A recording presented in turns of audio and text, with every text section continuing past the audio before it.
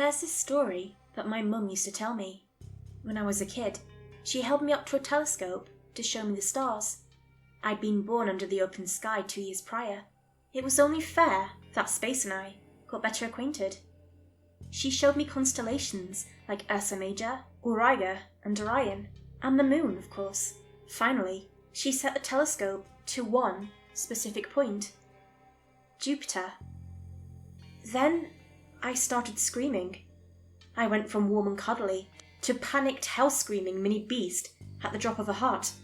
Mum never figured out why, and for many years, neither did I. It's like he saw the boogeyman, she says whenever she tells a story. Or maybe he just didn't understand what he was looking at. All that mystery can be scary. My dad jokingly says that his telescope was the cause of my interest in geology. Better to look down than up, he figured.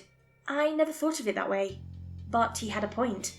Personally, I think I've always liked to understand the fundamental puzzle pieces that make this world live and breathe. That's what geology is to me, an understanding of our home, like knowing the foundations of your house. So yeah, I'm a geologist.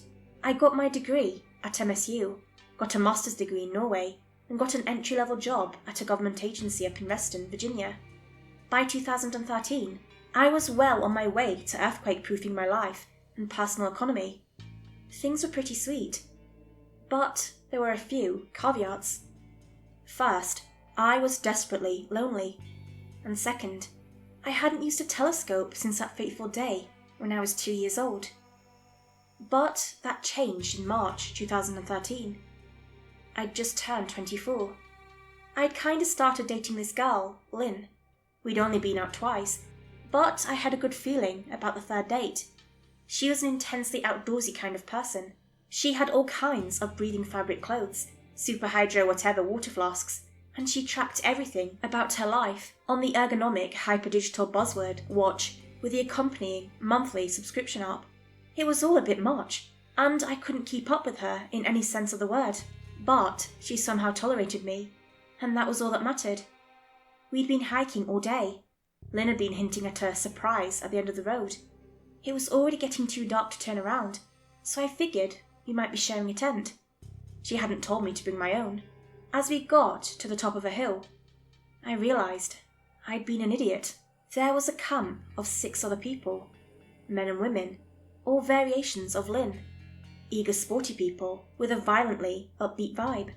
Lynn turned to me with the biggest smile. "Surprise!" she laughed. "We got a stargazing party!" Yeah, I'd misread the entire date thing. I was supposed to bring my own tent, but Lynn figured that was implied. Apparently, you should always bring a tent when hiking. I hate unwritten rules. In that moment, I was just a bitter mom coming to a realisation that we had vastly different ideas of what that date was going to look like. Still, I had a good time. We had hot dogs and s'mores, and her friends had put up telescopes to play with. There was supposed to be a meteor passing by, and they all wanted to see it. Honestly, I think it was just an excuse to get out of town for a while. One of Lynn's friends had brought a little bottle of schnapps. Not much, but enough to play some Never Have I Ever, and have a good laugh or two. By the time the meteor came around, we'd almost forgotten about it. Hell, I'd almost forgotten about Lynn. We all got up and took turns with the telescopes. It was sort of magical in a way, all of us standing on that hill, looking up at the clear sky. No light pollution, no passing cars, just a bunch of people and the stars. Then, it was my turn. Looking at it through a telescope makes it seem more real in a way. You can see details that you otherwise can't. It reminds you that the stars aren't just a pretty picture, they're real things, in a very real space. I followed the meteor for a few seconds, oohing and ahhing with the rest of them. Then it passed, in front of Jupiter. Something in me stopped. It felt like my soul dropped anchor, locking my neck in place. Ever since that day when I was a kid, I hadn't seen the planet up close. Not like that. Not since. There was a rumble. At first, I thought it was some kind of motor error in the telescope tripod. Then it happened again. I took my hands off the telescope, but quickly realised I couldn't look away. My neck was cramping, my throat closing. I couldn't blink. I couldn't scream. And the rumble grew stronger. It got faster, turning into a vibration or a note. There was a middle note, a high note, finally, a low note. 3 repeating sounds bouncing against the inside of my cranium like an expanding echo. My eyes, searching desperately for a way to blink, finally locked onto something. There, among the swirling storms of Jupiter's surface, I could see spots of red. Some large, some small, and one so large it was impossible to miss. Now, I know what it is in theory. I've heard about the storms of Jupiter. It's a gas giant, but what I looked at, then and there, were no storms. They were eyes. Every storm, every spot, red eyes. I finally understood the rumbling, that feeling that bore through me. Middle, high, low. It wasn't just spasms. They were syllables. The more I listened, the clearer they got, like fine-tuning a radio, and in that one perfect moment, as everything aligned, I heard it. I heard Jupiter. I felt it. Not as a voice, but a movement. A trembling bass, like standing next to a silent but deafening song. And it said, "I see you." For the other stargazers, it looked like I had a seizure. Lynn later described how I took one look through the telescope and immediately started shaking. She offered to get my coat, which I'd left by the campfire. When I finally pried myself loose from the telescope, all I could do was froth at the mouth and screech the same 3 tones over and over. But they didn't understand. How could they? Middle, high, low. I see you. I see you. I was only out for a couple of minutes. The circle of friends looked down at me, trying to figure out how bad the damages were. They'd fetched their first aid kits and Lynn's satellite phone. Prior to me waking up, they'd been arguing whether to call someone. They could also follow the blue tape on the trees, which would lead to a ranger station. Luckily, I woke up just in time to stop them. "I'm fine," I gasped. "Really, I don't know what the hell that was." "That's epilepsy," one of them said. "My cousin has it." "No, that's blood sugar," said another. "Guaranteed." Someone said something about chakras. Another started talking about the liver and pushing me to eat their special Minnesota sunflower seeds. What a wild night. The next day, I headed straight home. I said goodbye to Lynn, who insisted that I kept her updated. I crashed in my bed, head first, leaving my hiking gear strewn across the hallway. Even though I'd gotten a good night's sleep, my mind needed to recover. My hands wouldn't stop shaking, and my eyes felt warm. I would also get bouts of strained jaw muscles, sending these fiery signals up my spine to poke me like an infected wound. I slept for 14 hours straight. This long, dreamless sleep, like turning off a light and waking up with no idea what planet you're on. Waking up felt like starting a machine. Something in me moved, and I looked straight up into the ceiling. Without thinking, I said it aloud. "I see you." I tried to chalk it all up to stress and fatigue. I'd been hiking all day and topped it off with booze. Not a great combination. I spent a few hours just looking up stuff about Jupiter to try to explain what I'd seen. I read about storms, the composition of dust and gas, the invisible rings, the moons. It was all there. Jupiter is no mystery to us. But what I'd seen were no storms. It felt like I'd seen through them, spotting something beneath. Something deep and profound, like breaking through the ice of a dark lake, only to see something shimmering at the bottom. I was at a crossroads. Try to ignore it or confront it. What else could I do? I decided to ignore it. For a few days, it worked. There was the occasional shiver when I heard an uncomfortable tune, or the frequency of a machine or motor. There was this one noise that I kept hearing from my fridge that gave me pause. At one point, I just stood there, head pressed against it, listening. Traces of that mysterious rumble, looking to grasp me. Lynn and I kept in touch. She was worried about me, asking me to get checked out. I couldn't be bothered at first, but she made me promise. I thought about telling her I'd gone, without actually going, but she was so sincere. I couldn't bring myself to lie, no matter how convenient. The doctor couldn't find anything wrong with me. Not physically, at least. I kept getting distracted by all the hums. I imagined hearing that frequency in a little bit of everything, directly translating to spotty words in the back of my mind.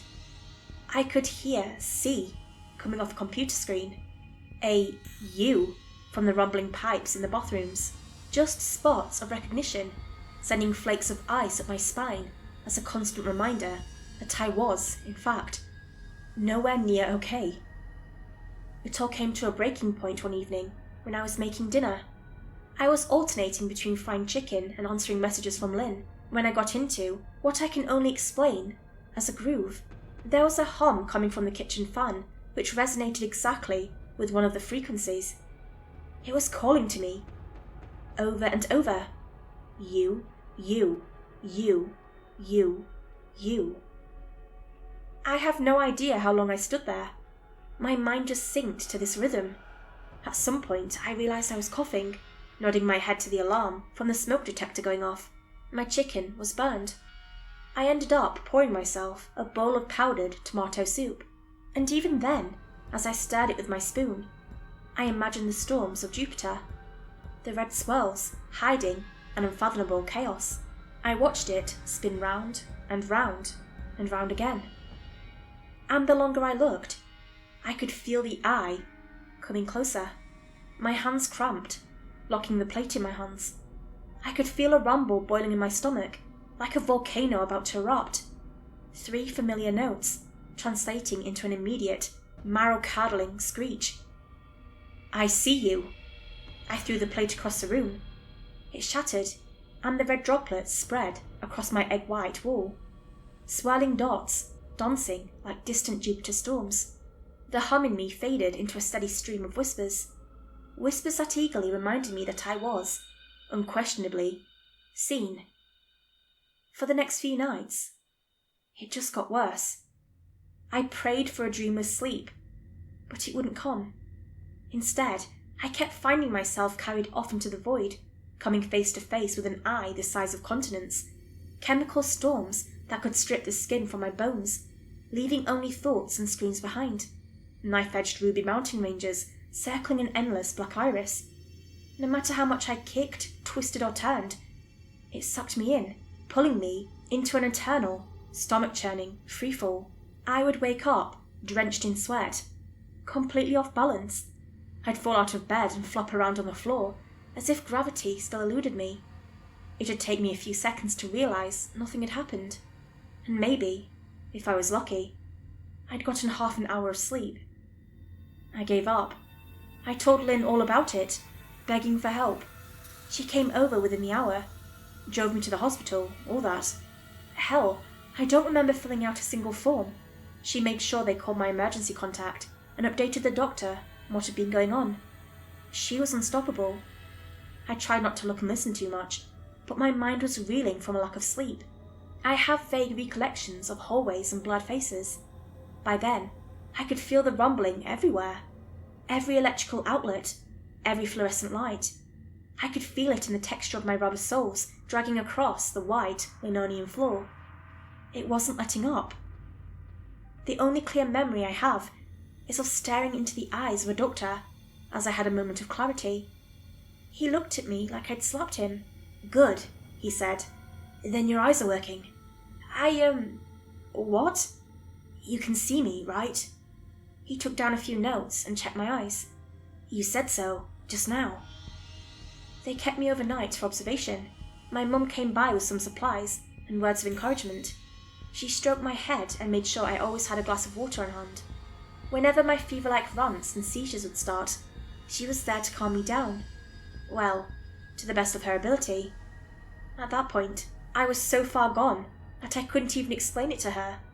It was just this constant assault on my senses, like my brain was swollen with voices. Then, at some point, it stopped. I remember it clearly.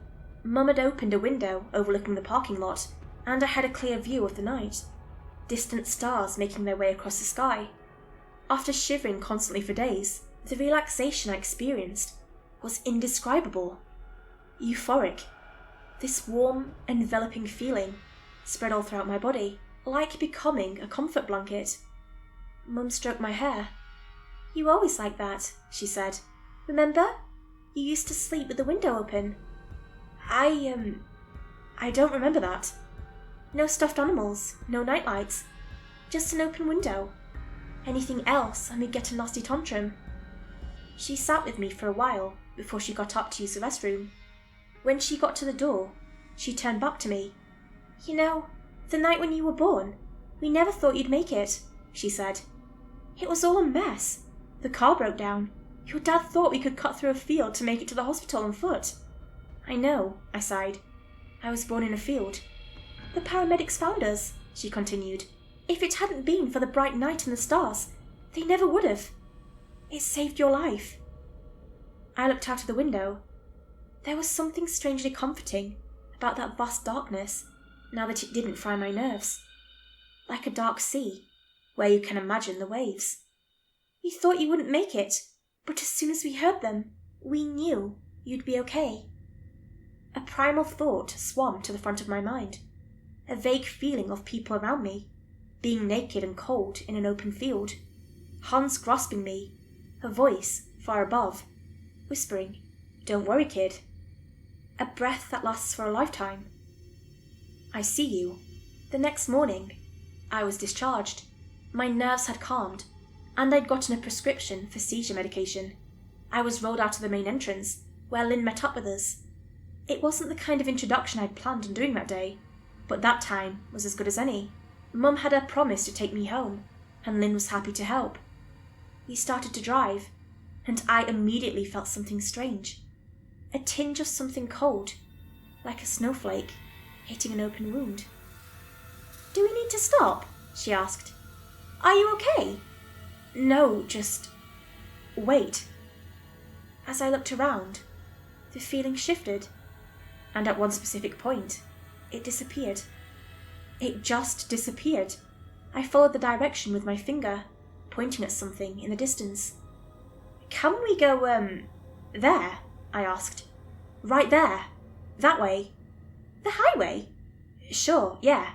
"To where?" No clue. Lynn pondered for a sec, then nodded. "Highway it is." We followed it for hours and turned the day into a road trip. We crossed the state line into West Virginia, somewhere in the afternoon, and Lynn didn't seem to mind. She made an adventure out of it.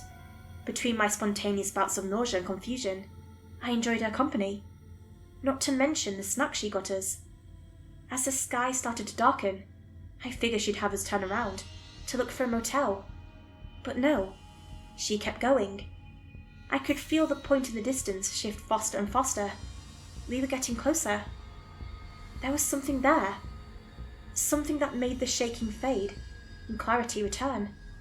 A piece of me settling back to where it ought to be. We ended up going down a long gravel road. Every twist and turn came suddenly, forcing us to crawl at a snail's pace. Lynn didn't seem to mind though. She'd put on some John Denver and had her own little sing-along. "You don't have to do this," I said. "We could be here all night." "That's okay," she smiled. "You sure? A fourth date is a fourth date." "I'm sure you've had better. I've had worse." As the gravel road turned to dirt, we came to a stop. I could feel we were getting close. I tried to explain it, but I couldn't find the words. It was like a spot of nothing, growing bigger.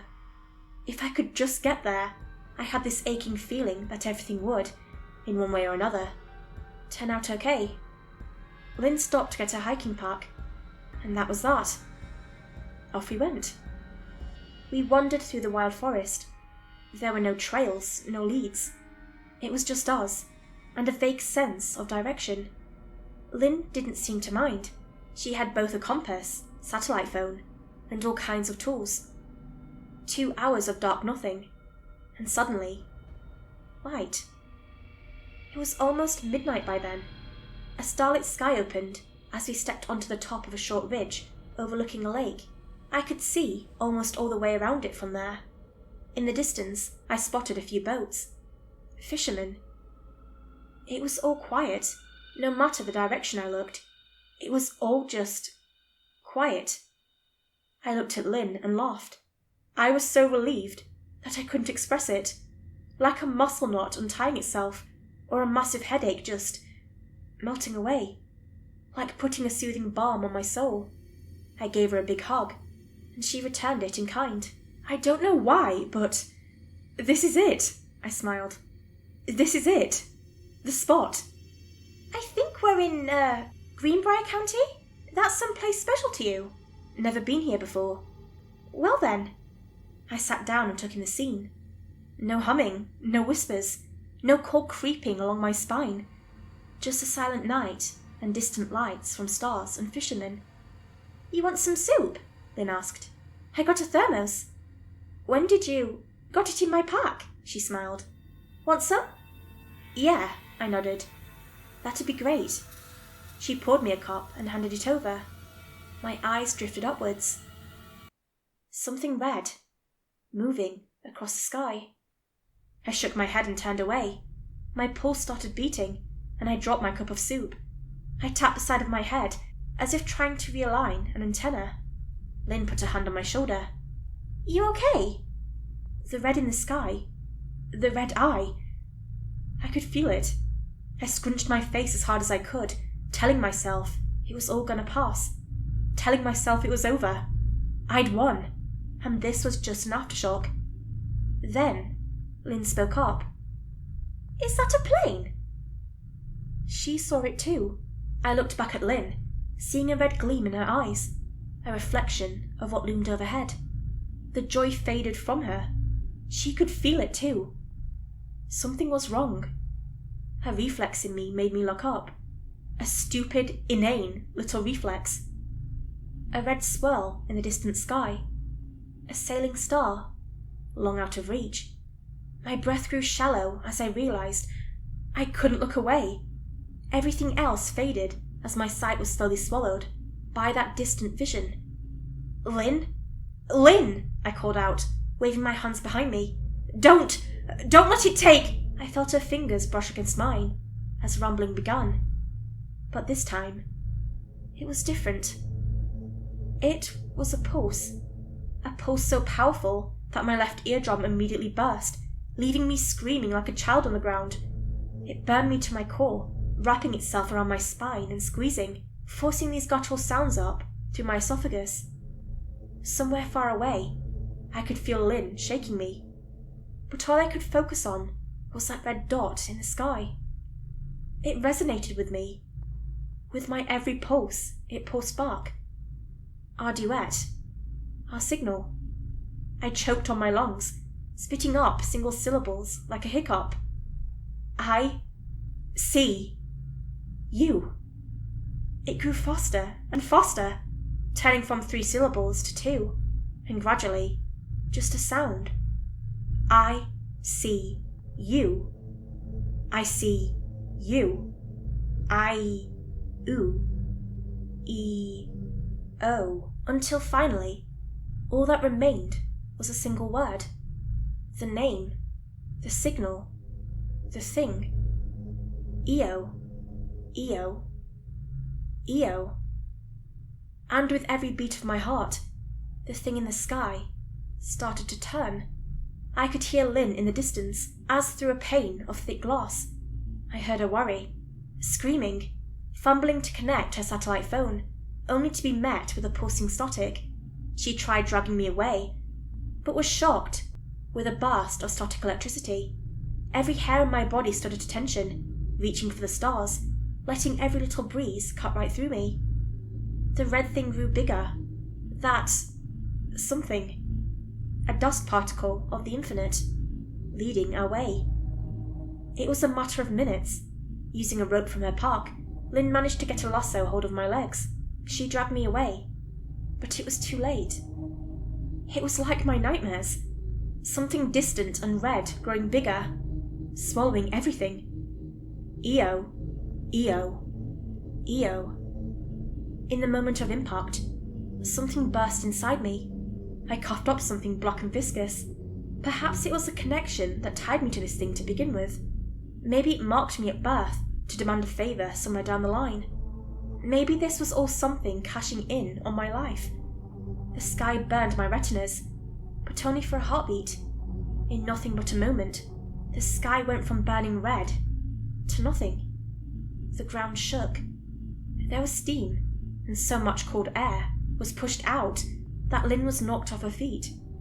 The red thing was shaped like a wedge. It came down at an angle, roughly the size of a school bus. It tore into the lake, cutting up a wound in the earth itself, effectively cracking a hole in the ground, revealing some sort of cave system underneath. In a matter of minutes, the entire lake was laid bare. All water drained into the caves beneath.